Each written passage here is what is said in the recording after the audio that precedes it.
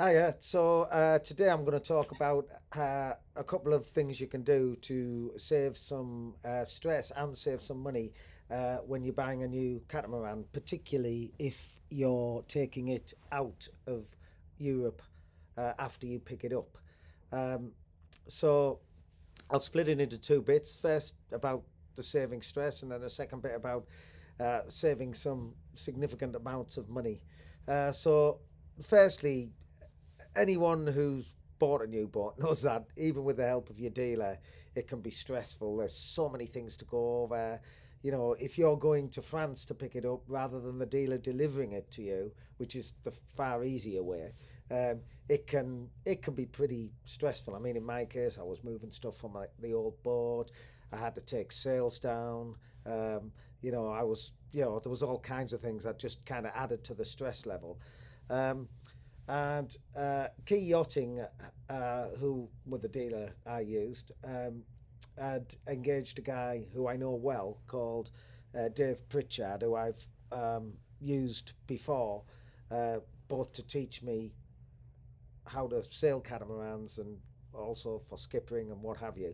And he's an old hand. The idea of hiring him was that he would look over the boat for me, um, pick up on any stuff that I'd missed. Um, you know, and he jokes that he's OCD, and that's actually great because it means he looks at absolutely everything. So by the time I arrived, he'd already done a lot of the handover work for Key Yachting. So he'd been through the board, he'd looked at the engines, he'd identified any small problems. I mean, even though I have to say, I am blown away by how little problems so far we've got on this boat. I better say touch wood, because yeah, the build quality, it's exactly what Naughty Tech promised me, and I'm really pleased that it is. We're 1,000 miles in now, and I still don't think we found anything. Um, you know, we've got a couple of small things like a little bit of chafe here and there, and but it's all stuff that's easily fixable and nothing really to worry about. We've got one gremlin in the generator, which sort of comes and goes on a very irregular basis, but we haven't had that for a week now either. So, I think overall I've been really, really super impressed. Um, so Dave's got a lot of experience with lots of different cats, FP, Lagoons, Neils, to name a few, but particularly with Naughty Tex. He's done a lot of sailing with Naughty Tex, so he really knows the boats well. And 48s, 44s, 46s, 40s, he's sailed them all. Um, and so he knows exactly what to look for. Um, and it was a great comfort because when I arrived, he'd already checked over everything. He'd got his issues list. Um, you know, it was just a real comfort to me, and much less to worry about in terms of, you know, the initial handover. And I think there's a good few reasons for hiring Dave or somebody like him.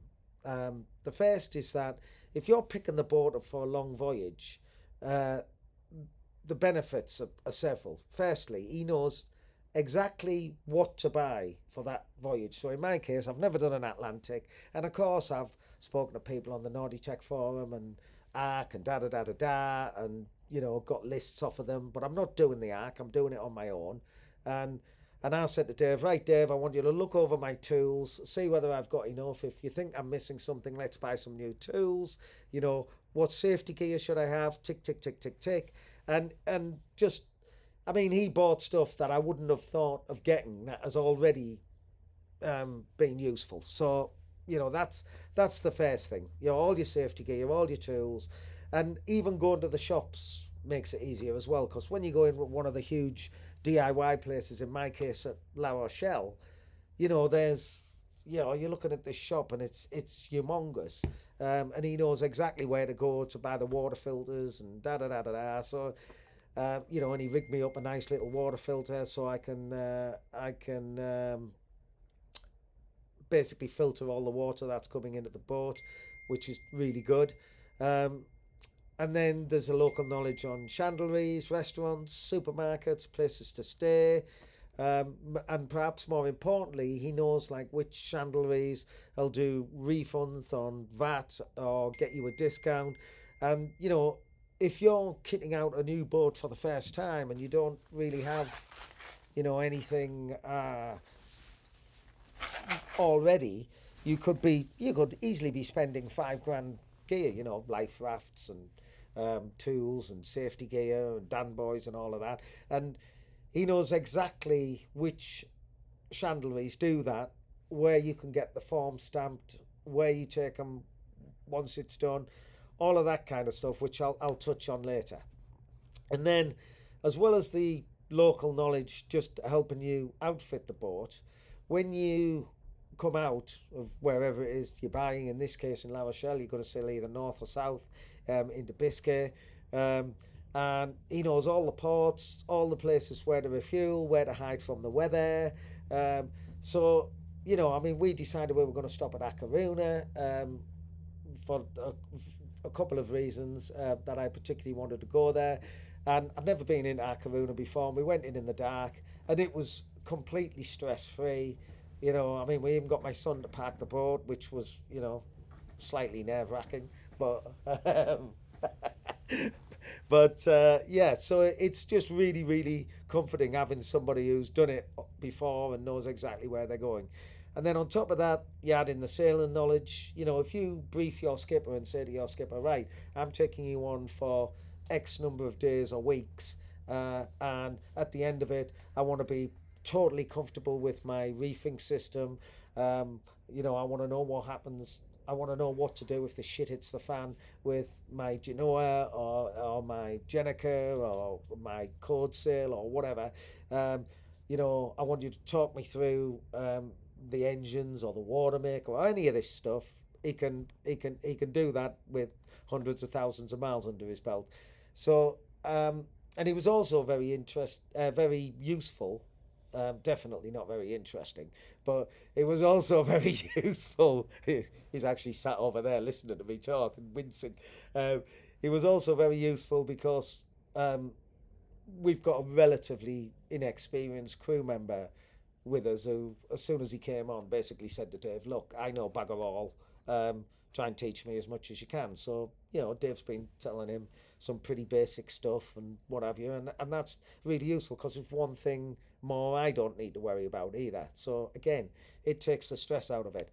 So, I guess in summary, I'd say I think it's an absolute must to get an experienced skipper for at least a few days.